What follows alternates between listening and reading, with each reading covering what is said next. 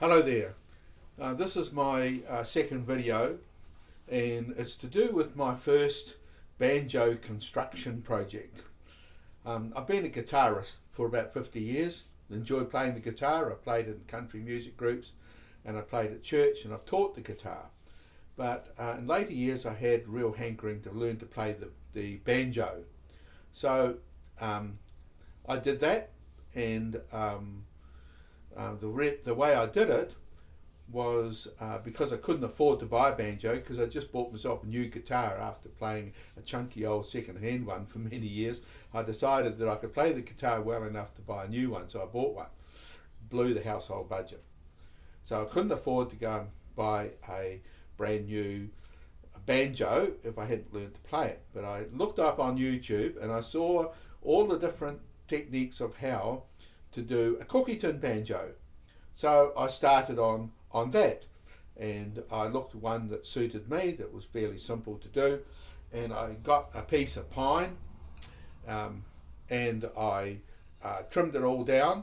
All I had was a handsaw, and I had a rasp, and had some sandpaper, and that's basically all I had.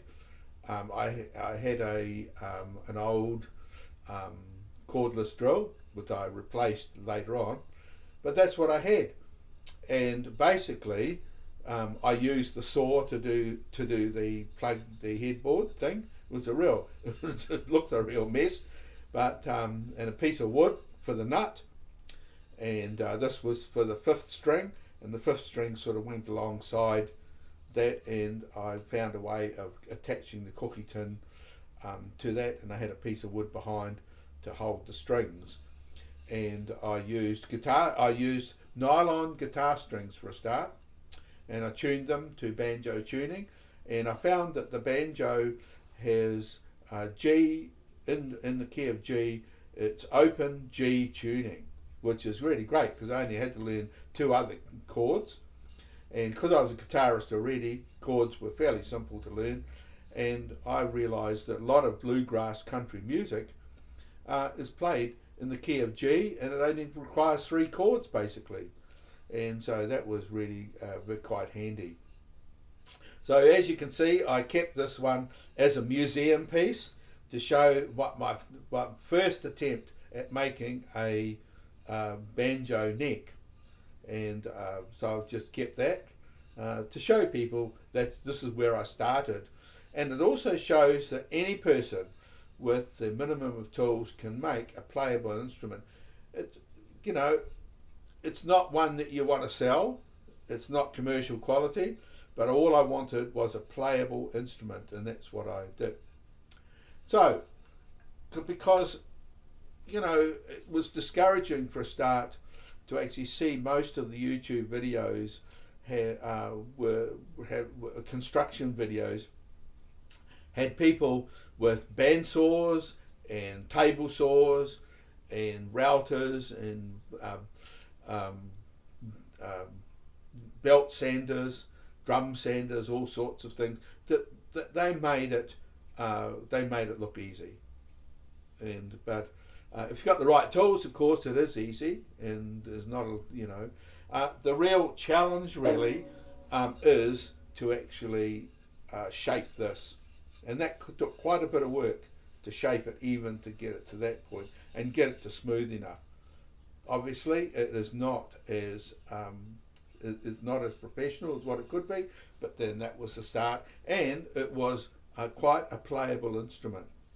Then I saw that I could make a tambourine banjo using a tambourine to get the proper banjo sound, and I bought an oak bedhead from a Salvation Army shop, and had a friend who had a bandsaw, so he was willing to help me. So this is what came out of that, and he was able to shape it for me, shape the peg head. We made a bit of a mistake with the scarf joint, and we ended up with a bit of extra when that should have been a lot closer to the nut. Used a bolt for the nut. I didn't put a fretboard on it because this was my first attempt at it. It didn't have put a fretboard. Later on, I discovered down at Bunnings they had Remu with the correct width and 5/8 thick, and so subsequent projects I used that, and also because I wasn't using a truss rod, it gave extra strength to the neck. I got the fret wire from eBay. Unfortunately, some of the frets on this weren't quite straight because I used a square. Instead of measuring each side to make sure that they were straight, I used a square, did it in a bit of a hurry, and then found that once I'd put it, they weren't quite straight. But it didn't alter the playing too much. And here's the tambourine, a $24 tambourine, and I cut into it, this end to fit this, and I just put a hole in there with a coping saw, and then I've got pieces of wood inside that I screwed in. You can see, probably you can see the screws where I screwed them in each end, and then I screwed the this part onto it to make it really solid, and I glued this on. I used white builder's PVA glue. I didn't use the old craft stuff that you get for kids and stuff in schools, but this was the good stuff, woodworker's glue, and it produces a very strong joint, especially for the scarf joint. And I was able to, in a cheapo shop, got a half a dozen clamps, more than that actually, and so having plenty of clamps to clamp that down, and you've got to clamp it down to really get the good thing. Now I didn't want to get a tambourine with just the thing connected on the top with pins. I wanted to get one with adjusters, and so that suits me fine.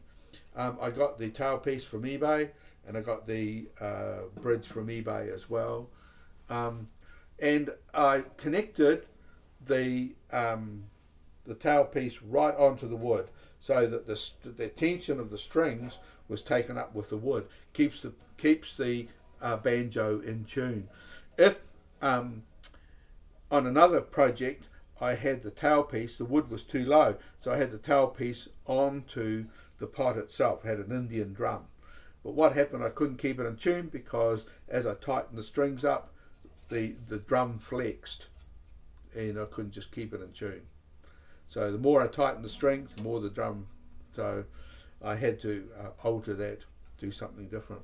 So that's it, and I got the tuners. I got the long tuners because I didn't want to plane this down, I couldn't be bothered. But I got these fairly cheaply. You can get 6 for about $12 New Zealand, which was pretty good. And then what I did was I put a couple of coats of dark stain onto the wood, and then I put 4 coats of clear polyurethane varnish on it to give it that. And I used gloss varnish because that gives a better finish. But there it is, and then I learnt to play it, and I played it in church, and I played it in country music groups. And then a guy at church gave me a commercial banjo. He had one in his garage, had had it there for years, and all it needed was a better bridge and a new set of strings and a bit of a clean up, and it's really quite a good banjo. So there it is. So it's an encouragement for people to, with the minimum amount of tools, to make a playable instrument. If a group of Africans can get an old petrol tin, put it on the fire, burn it, burn all the paint and everything off it, and get a piece of wood with a machete and trim it down just with a machete, and then put some sort of tuners on the top and connect the strings on the bottom, and connect the stick, run the stick through the petrol can and then tune it up and play it, well then, you know, with a minimum of tools like that they've got in some parts of Africa, well we certainly can do a lot better. And basically I've increased the tools that I've got. I replaced the cordless drill. I bought myself a jigsaw, cordless jigsaw, and a few other things, a couple of chisels, you know, and just built up the tools that I've needed to make a better job of it. I want to say before, when I first learnt way back in the 1960s, my first instrument was a banjo ukulele, and I learned to play that first, and because of, you know, simple chords, and then after learning to play that, I progressed to the guitar. So there you go. That's my encouragement to as somebody who wants to learn a playable instrument.